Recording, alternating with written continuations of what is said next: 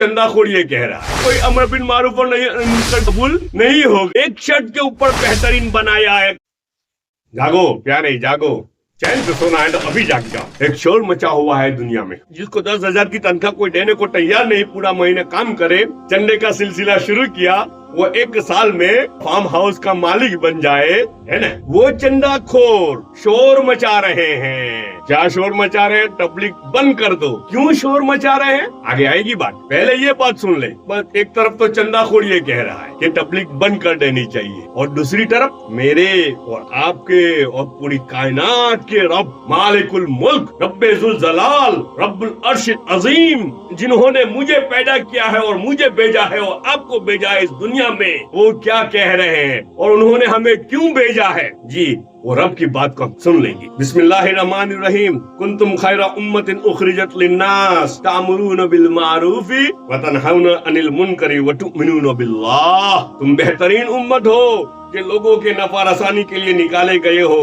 तुम लोग नेक काम का हुक्म करते हो और बुरे काम से मना करते हो और अल्लाह ताला पर ईमान रखते हो। अल्लाह पाक कह रहे हैं, क्या कह रहे हैं? तुम बेहतरीन उम्मत हो, बेहतरीन उम्मत हो। एक शर्ट के ऊपर बेहतरीन बनाया है, खाली एक शर्ट के ऊपर बेहतरीन बनाया है। कौन सी शर्ट? लोगों की नफा रसानी के लिए निकाले गए हो और तुम लोग नेक काम का हुक्म करते हो और बुरे काम से मना करते हो और अल्लाह ताला पर ईमान रखते हो। नेक काम का हुक्म करते हो और बुरे काम से मना करते हो, इसलिए तुमको बेहतरीन बनाया गया है, इसलिए तुमको बेहतरीन बनाया गया है। मुसलमानों का अशरफुल नास और उम्मत मोहम्मदिया सल्लल्लाहु अलैहि वसल्लम का अशरफुल उम्म होना मुतअद्दिद अहादीस में तसरीह से वारिद हुआ है। कुरान पाक की आयतों में भी कई जगह इस मजमून को सराहतन व इशारतन बयान फरमाया गया है।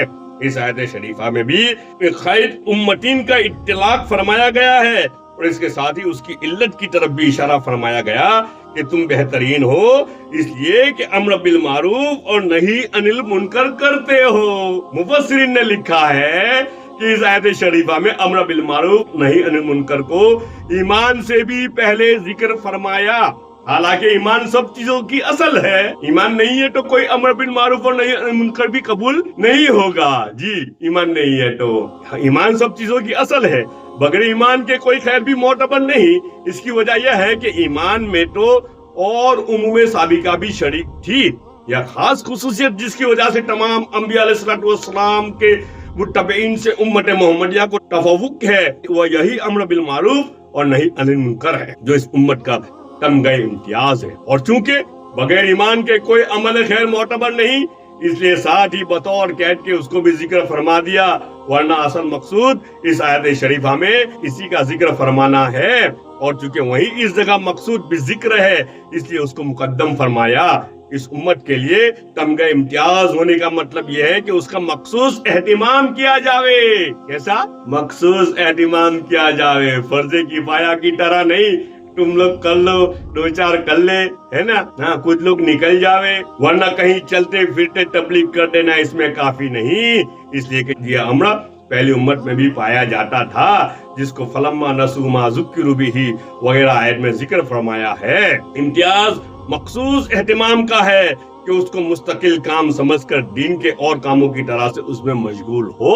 अल्लाह पाक हम सबको कहने सुनने से ज्यादा अमल की तौफीक अता फरमाए। इंशाअल्लाह बहुत जल्द फिर मिलेंगे।